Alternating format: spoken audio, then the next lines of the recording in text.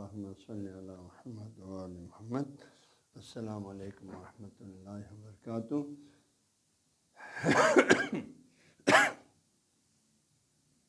تمام سامعین کرام کو السلام علیکم۔ ہمارے سلسلہ 10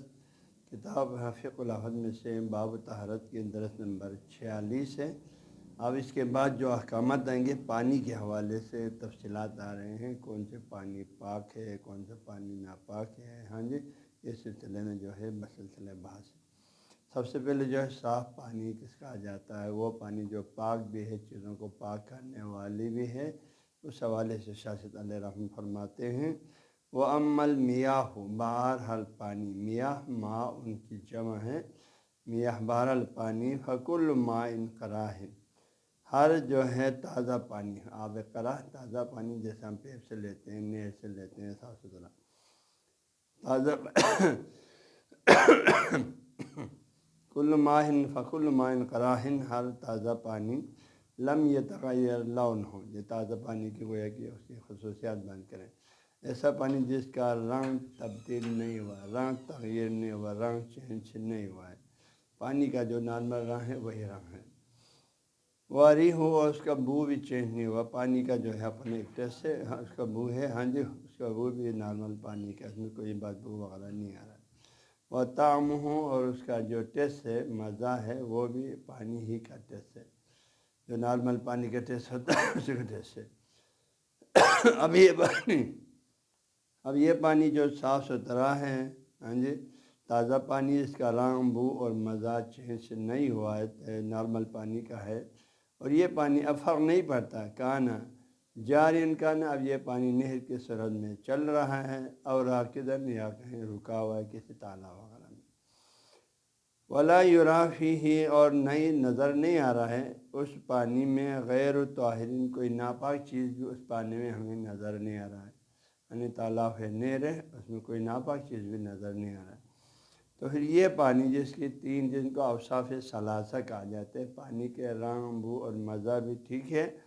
ہاں جی، اب یہ پانی خواہ رکا ہو خواہ چل رہا، اس میں کوئی فرق نہیں پڑتا، اور اس پانی میں کسی قسم کی کوئی ناپاک چیز نظر نہیں آ رہا ہے، تو یہ پانی کیا فاہو طاہر، تو یہ پانی خود پاک ہے، وہ مطہر، اور دوسری چیزوں کو پاک کرنے والی بھی ہے،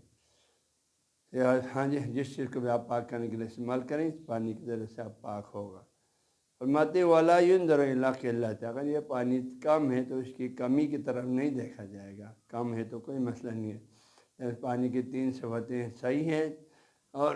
رنگ و مزہ نارمل پانی کا ہے، اور اس میں کوئی ناپاک چیز نظر نہیں آ رہا ہے، بس یہ پانی پاک ہے، اور اس کی کمی کی طرف نہیں دیکھا جائے گا۔ والماء الجاری، اب آگے یہ تو پانی جس کے تینوں صفات بھی ٹھیک ہے، ہاں جی، اور جاری ہو یا رکا ہو، کوئی ناپاک چیز نظر نہیں آتا، تو یہ پانی پاک بھی ہے اور پاک کرنے والا بھی ہے۔ اب دوسری صورت فرماتے ہیں والماء الجاری، ایک پانی نہر کی صورت میں چل رہا ہے، اور وہ جاری پانی جس کو آب جاری کہا جاتا ہے، ان وقافی، اگر اس جاری پانی میں، نہر میں چلنے والی پانی میں واقع ہو جائے غیر طاہرین، کوئی ناپاک چیز، جیسے کہ اس میں کوئی خون گر گیا، خون ڈالا کسی نے، مثلا کوئی جانور ذبح کیا، کوئی مرغی ذبح کیا مثلا، اور اس پانی میں کوئی خون پڑ جائے، ولم یغیر لونہ، لیکن پانی زیادہ ہے، زیادہ ہونے کی وجہ سے، اس خون کی وجہ سے، یا خون کی مقدار کم ہے تو ناپاک ہے، اس سے تغیر نہیں دیا اس پانی کے رنگ کو، لون، ورنہ اس کی مزہ میں بھی کوئی تبدیلی نہیں ہے، اور طعم اس کے ٹیسٹ میں بھی کوئی فرق نہیں ہے، کیونکہ پانی ایک تو جاری ہے، دوسرا پانی زیادہ ہو، اور وہ خون وغیرہ ناپاک چیز تھوڑی مقدار میں ہو، تو ایسے صورت میں اس پانی میں یجوز طہارت بھی، تو جائز ہے طہارت، کسی چیز کو پاک کرنا، وضو غسل کرنا، بھی اس پانی سے علل کراہت، مکروہ طور پر، مکروہ طور پر اس پانی سے آپ جو ہے طہارت حاصل کر سکتے ہیں، ہاں جی، اس کے مطلب یہ ہے اگر دوسرا کوئی اور پانی ملے تو وہ استعمال کریں، جس میں جو ہے کوئی نجاست وغیرہ نہیں گرا ہے، صاف ستھرا ہے، اگر جو ہے اور کوئی نہیں مل رہا ہے تو اس پانی کو آپ استعمال کر سکتے ہیں، لیکن مکروہ ہے۔ والماء الراکد، فرماتے ہیں اگر رکا وہ پانی جیسے تالاب وغیرہ میں، ان کا ناظم وہ بہت زیادہ ہیں، بڑے بڑے تالاب کی صورت میں ہیں، تو پھر حکم، تو اس کا حکم بھی حکم الجاری، تو اس کا حکم بھی جو ہے